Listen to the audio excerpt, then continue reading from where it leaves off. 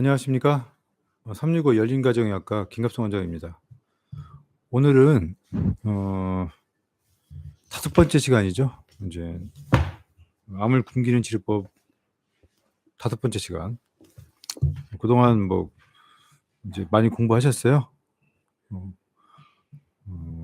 많이 힘들었죠. 이제 오늘은 요약을 하게 되겠습니다. 445쪽입니다.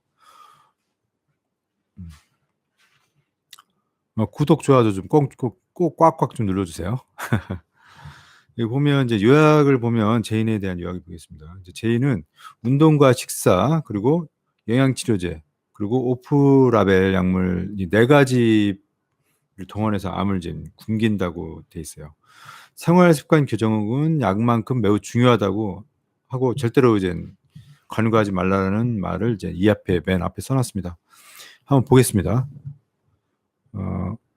항상 당지수가 낮은 음식을 먹어야 된다. 당지수가 낮은 음식을 먹자. 밑에서 네 번째 줄 보시면 여러분들은 앞으로 이전에 먹었던 여러 가지 음식을 먹지 말아야 한다. 이렇게 식사를 바꾸는 것이 치료하는 것이라고 생각해야 한다라고 되어 있습니다. 그러니까 기존에 먹었던 음식이 상당 부분 암을 만드는데 이제 일조했다고 보는 거죠. 도움을 줬다고 보는 거죠. 그러니까 기존에 있는 것을 이제 바꿔야 된다. 바꿔야 된다. 여기 이제 대표적인 걸 위에 이제 446쪽에 봤어요. 만약 당신의 암이 글루타민을 주로 먹는 암이라면 붉은 고기, 즉 소양 돼지 등을 절대로 먹으면 안 된다. 그리고 가금류, 닭, 오리 등도 아스파라긴을 많아서 먹으면 안 된다. 주로 부분 채식주의자와 같이 먹어야 된다. 이거 왜 우리 아스파라긴 먹으면 안 된다는 거 앞에 나왔었죠? 우리 다 배웠죠? 예? 예, 다 배웠습니다. 아스파라긴 먹으면 안 된다라는 거 우리 앞에서 다 이미 배웠습니다. 또 뭐 공부하고 잊어버렸으면 또 공부하고 이렇게 하시면 이제 됩니다. 뭐 아유 나 또 까먹었어 뭐 이런 거 신경 안 쓰셔도 돼요. 뭐 하다 보면 또 까먹기도 하고 또 까먹으면 또 보는 거고 이게 다 저기 아니겠습니까? 뭐 그러려니 하고 이제 저기 해야죠. 뭐 어쩌겠습니까? 그러려니 하죠. 그리고 간헐적 단식 앞선 시간에 발터 롱고 박사가 이제 말씀 드렸을 거예요. 간헐적 단식을 꼭 시행해라. 일주일에 하루 내지 뭐 이틀 동안 단식은 저녁 6시부터 다음 11시 단식을 하는 걸 좋겠다 뭐 했어요. 특히 저녁은 소식하라 뭐 했는데 간헐적 단식은 가장 좋은 패턴을 보니까 저녁 9시부터 그다음 날 1시까지 안 먹는 거 좀 힘들죠? 그러니까 저녁 6시 전에 식사를 하고 6시부터 그다음 날 이제 뭐 11시까지 11시인가? 10시까지 이제 안 먹는 거를 한 일주일에서 아니 일주일까지 필요 없고요. 한 5일이 가장 최적입니다. 그거 기억하시고 운동은 저번에도 이제 우리 저번 시간에 얘기했지만 음식을 먹으면 항상 15분 이상 엉덩이에 힘을 꽉 주고 빠른 걸음을 걸어라. 반드시 여기 보상이 따르게 될 것이다. 그러니까 좋은 일이 일어날 것이다. 돼 있어요. 그리고 이제 네 번째는 나의 페이스북에 오프라벨 약물들을 공부해라. 오프라벨 약물에 대해서 여기 이제 그 제인의 이제 페이스북에 좀 올라와 있는 것 같습니다. 그리고 두 번째 보면 447쪽 보면 반드시 섭취해야 될 영양치료제들 베르베린, 김네마, 크롬, 히드록시시트레이트, 비타민 A, D, EK, 마그네슘, 우르솔산, 강황, EGCG, 레스베라트롤, 글루코사민, 니아신, 오메가3, 오메가7이다. 요거는 반드시 섭취해야 된다 이거야. 모든 암을 떠나서 반드시 섭취해라. 이런 얘기 같습니다. 그리고 반드시 혈당을 체크해라. 정상 범위는 공복이 72에서 99인데 식후에는 140 이하다. 그때 저번 시간에 말씀드렸을 거예요. 첫 시간인가? 우리 이제 휴대용으로 이제 핸드폰으로 이렇게 찍하는 거, 리브레 그걸 사용해서 암 환자들은 첫 2주 동안에 자기의 식단을 확인하자라고 말씀드렸어요. 우리 세 번째 보면 세포 자멸을 유도하기 위해서 스타틴과 함께 강력한 엔세이드, 에토돌락 이라든가 디클로페낙이라든가 이부프로펜이라든가 셀레콕칩이라든가 이런 엔세이드 로 해서 펄스로 사용하다. 펄스로 사용하는 건 뭐냐? 일정 기간 사용하다 중단했다가 이런 식으로 하자 이거예요. 여기 보면 암을 죽이는 전략은 저용량 화학 요법 치료와 비타민 C 정맥 주사를 규칙적으로 함께 사용할 때가 사용하라고 돼 있어요. 그리고 그래도 암이 죽지 않으면, 즉 종양의 크기가 줄지 않으면 글루타치온을 감소시키는 약물이나 산소치료를 추가해라. 뭐 암 죽기 떠나서 글루타치온을 감소시키는 약물은 이제 써야 되겠죠. 향상 미리 행동하고 예방하라. 그리고 당신이 가지고 있는 암의 주변 대사 형태가 무엇인지 의료 전문 사이트인 펌메드를 통해 해라. 저번에도 말씀드렸을 거예요. 메타볼릭 페노타입 치시고 암 종류 자기가 만약에 뭐 난소암이나 오바리안 캔서 치시고 밑에 이제 하나씩 글루코스, 글루타민, 젖산, 케톤, SRE, BP1, 뭐 BP2가 될 수도 있고, MMPS 이런 거 여기는 없지만 그런 걸 다 넣어가지고 어느 정도 연관성 있는가를 이제 일일이 찾아보면 되겠습니다. 예를 들면 전립선암은 글루타민 빈에 아르기닌이라든가 지방 합성을 주로 사용합니다. 그리고 해당 과정은 전립선암이 많이 진행되기까지 작동하지 않는다. 즉 이건 뭐냐면 많이 진행된다. 그러니까 3기나 4기 이렇게 많이 진행될 때까지 해당 과정은 이제 전립선암은 이제 진행 안 되고 이제 아미노산하고 지방 합성을 통해서 이제 전립선암은 이제 에너지원을 이제 파이프라인을 이제 통해서 이제 한다라는 얘기죠. 따라서 비타민 C 정맥 주사와 2DG, DCA는 우선적으로 추천되지 않는다. 그러니까 전립선암 같은 경우는 이제 2DG라든가 DCA 같은 경우는 이제 우리가 주로 글루코스 쪽, 즉 글루코스 즉 포도당을 이용하는 쪽이잖아요. 그쪽에는 이제 전립선암은 이제 2DG라든가 DCA는 이제 우선적으로 추천되지는 않는다는 거죠. 어느 정도 이제 많이 진행됐을 때는 모르지만, 하지만 전립선암이 한번 차단되었던 옥시데이티브 포스페이트 경로를 다시 만드는 것을 예방하기 위해서 비타민 C 정맥 주사로 해당 과정을 차단하는 것은 가치가 있다. 그러니까 뭐 2DG라든가 디카까지는 안 쓰더라도 고용량 비타민 C 정맥 주사를 통해서 이제 해당 과정 글라이콜라이시스를 이제 차단하기 때문에 좀 지켜보자 이겁니다. 메트로맵 삼각형의 한 변 이상을 차단하는 약은 모든 프로그램에 이제 포함되어 있습니다. 그리고 당신이 가지고 있는 암의 유전자의 변화를 알아야 된다. 즉 유전자에 대한 거는 어떻게 하냐? 여러분들이 가지고 있는 이제 진료 기록지를 복사해 보면 조직 검사 결과지에 이제 적혀 있어요. 이제 돌연변이와 과거 발현된 유전자에 대해서 이제 적혀 있습니다. 그걸 이제 참고해서 나에게 보내는 유전자의 신호가 뭐냐, 그런 거를 다 보면 그걸 참조하면 되겠습니다. 대표적인 걸 한번 볼게요. P13K, 그러니까 450은 P13K AKT는 포도당 운반이라든 해당 과정 지방 합성을 증가시킨다고 해요. 그 P53 유전자와 암 억제 유전자는 정상적인 옥스퍼스, 즉 선화적 인산화를 유지시키는데 이들 유전자에 결손이 생기거나 돌연변이가 생기면 P53에 생기면 세포질에서 포도당이 반류에 의한 해당 과정이 촉진됩니다. 즉 와바그 효과가 일어난다는 얘기죠. 대부분의 암의 선약에 이들 유전자의 변화가 일어난다. 대부분 유전자는 P53은 이제 관련이 있다 이거죠. MIC가 있으며 글루타민 분해, 글루타민 중독, 해당 과정 지방산화를 촉진시킨다. LRC 유전자는 해당 과정을 조절하는데 SRC3는 에스트로겐 대사를 증가시킨다 합니다. SRC3는 에스트로겐 대사. 헐2라든가 EGFR은 해당 과정 글루타민 분해 지방 대사를 증가시킵니다. 브라프 돌연변이는 케톤을 좋아한다고 합니다. 라스는 포도당 소비 및 젖산 축적을 증가시키고 옥시데이티브 포스포레이션을 감소시킵니다. K라스는 더 공격적인 라스 종양 유전자입니다. 그래서 K라스는 포도당과 글루타민을 주로 이용한다고 합니다. 대부분의 췌장암에 이제 K라스가 존재해서 마이크로 피노사이토시스 경로를 이제 이용한다고 해요.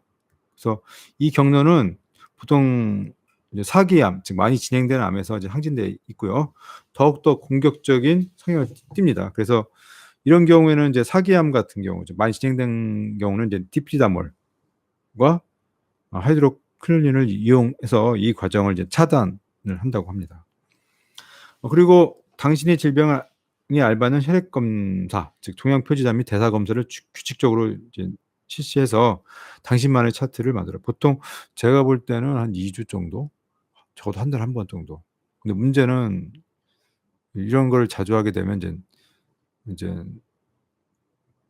보험 치료가 어렵죠, 사실. 왜냐면 나라에서 삭감을 시키니까. 삭감을 시킨다는 거는 돈을 안 주고 오히려 병원에 구상권을 청구해서 이제 오히려 이제 털어가요. 뺏겨요. 이제 내가 진료비가 10,000원인데 이제 오히려 이제 배보다 배꼽픈 결과가 유발됩니다. 이런 점 때문에 이제 대사 치료하는 이런 암 치료하시는 이제 의사 선생님들이 이제 주저하게 되고 하늘을 쳐다보게 됩니다. 돈 때문에 그렇죠. 뭐. 환자의 주머니 사는 뻔히 알고 그에 대해서 병원이 도와주기 싫은데 병원이 제살 깎기 하면서 할 수는 없잖아요. 병원도 살아야 되니까 직원들도 이제 월급도 줘야 되고 모든 걸 해야 되기 때문에 자선단체는 아니거든요. 여러 가지 이런적인 문제 때문에 이제 고민이 많습니다. 그러니까 환자분들도 이런 점은 이해를 하셔야 돼요. 그건 제가 부탁드립니다. CA 15-3은 유방암, CA 19-9는 소화기암, CA 125는 난소암, 그리고 TMEPK 검사도 있고요. LDH, 락테이트 우리 좀 봐야 되겠죠. 그리고 PET 스캔 같은 경우는 포도당 흡수를 알 수가 있대요. 그리고 포도당과 젖산의 비율을 측정하면 암에서 일어나는 해당 과정의 효율을 또 알 수도 있어요. 그 역와바구 효과라고 해서 젖산 흡수가 증가되면서 이제 산화적 인산화가 증가된 상태인데 특별히 MRI를 이용하면 이제 또 확인할 수도 있대요. 그리고 RA 검사가 끝나면 RA 검사가 나타나면 이제 RA 검사 즉 석신일 COA라든가 3 하이드로부틸레이트 디하이드로나제 1, 2 그리고 아세틸 COA, 아세틸 트랜스퍼라제 1 같은 거 이런 검사가 이런 항목이 있다면 당신의 암이 바로 케톤을 이용하고 있다라는 겁니다. 여기에 문제가 있다 그러면 내 암이 케톤을 이용하고 있구나. 이때는 케톤 다이어트 하시면 안 돼요. 그러니까 이런 아까 여기 표시자 있죠. 석신일 COA, 3 하이드록시부틸레이트 디하이드로나제, 아세틸 COA, 아세틸 트랜스퍼라제 이거는 사실 이제 유기산 검사라든가 여러 가지 이런 보험도 안 되는 검사거든요. 좀 금전적인 문제가 생겨요. 참 고민스럽습니다. 이런 점을 이해하셔야 돼요. 그리고 기능의학을 공부하는 의사를 반드시 찾아라. 미세 영양소 상태라든가 갑상선 기능, DHA 기생충이라든가 유전자 검사 이런 거 할 때는 의사 선생님 도움이 필요하거든요. 그리고 다른 치료를 병행해라. 빨리 불현하는 암세포를 줄이거나 감소시키기 위해서 가능하다면 유전자를 타겟으로 하는 치료, 즉 표적 치료제라든가 화학요법 치료제 등을 이제 받을 필요가 있습니다. 그리고 조심해서 면역 치료를 받으시고요. 그리고 당신의 장에는 세균층의 건강을 또 지켜줘야 돼요. 비피도 박테리아는 충분히 있어야 된다는 점. 그리고 다른 치료와 함께 하면 더 좋은 결과를 만들어낼 수 있다는 거죠. 이제 그런 거. 그 영양치료제와 약물을 이용하면 MMPS와 와 성장인자를 타겟으로 하는 치료를 할 수 있다라는 점. 그리고 치료를 해야 된다는 거. 그리고 에스트로겐을 이용한 암들, 자궁경부, 자궁암, 유방암, 전립선암, 폐암, 뇌암 등은 에스트로겐을 차단해야 된다.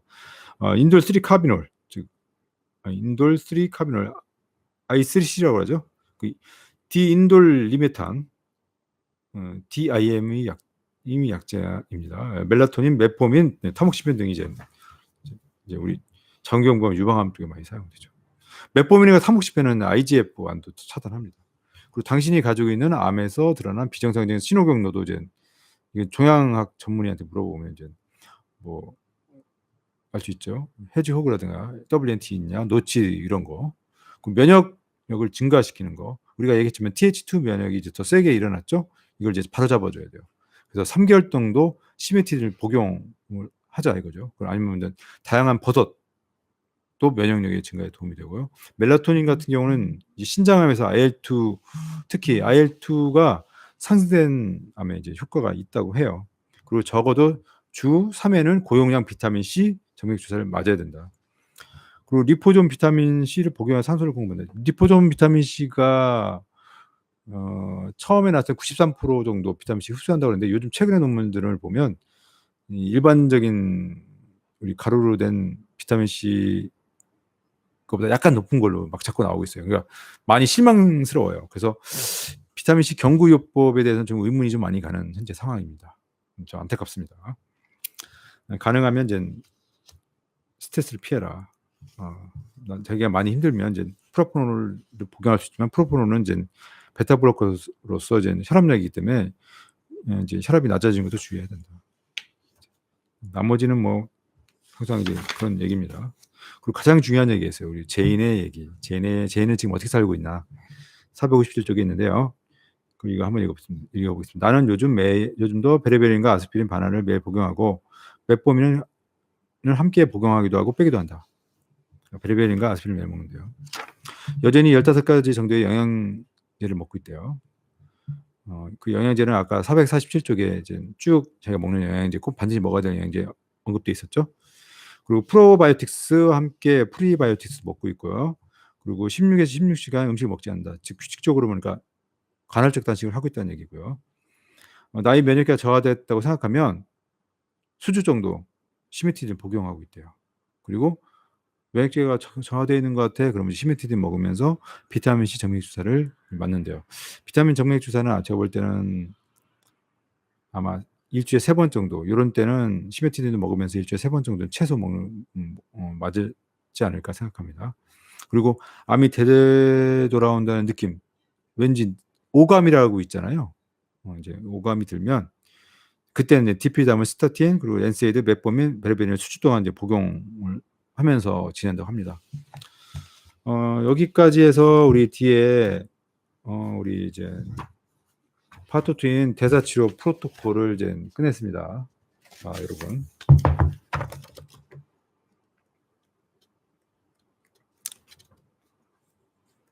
끝냈습니다. 한 20분 걸렸네요. 20분 걸렸어요. 이제 다음 시간에는 우리 이제 제인이 이제 암투병 이야기죠. 암투병 이야기. 제인의 암투병 이야기에 대해서 이제 하나씩 읽을게요. 근데 이제 여기 암투병 이야기도 우리가 읽어야 될 것이 대사치료의 프로토콜 발견하면서 자기가 이제 느낀 점뿐만 아니라 여기 안에 또 이렇게 이제 제가 이제 뭐 추진 내용, 좀 우리 이제 약물에 대한 그런 설명, 부수적인 설명, 왜 이제 이거를 먹게 됐으면서 이러한 부수적인 설명들이 있기 때문에 이것도 꼭 봐둬야 될 내용이거든요. 그래서 다음 시간에는 파트 1 대사치료의 프로토콜 발견을 가볍게, 왜 중요한 거 다 했잖아요. 가볍게 읽으면서 이제 하나씩 이제 잡아나가는 시간을 하겠습니다. 수고하셨습니다. 만족스러우면 이제 구독 빵빵 눌러주시고요. 좋아요도 눌러주시고 오늘 하루도 즐거운 하루가 됐으면 좋겠습니다. 여러분 사랑합니다. 화이팅!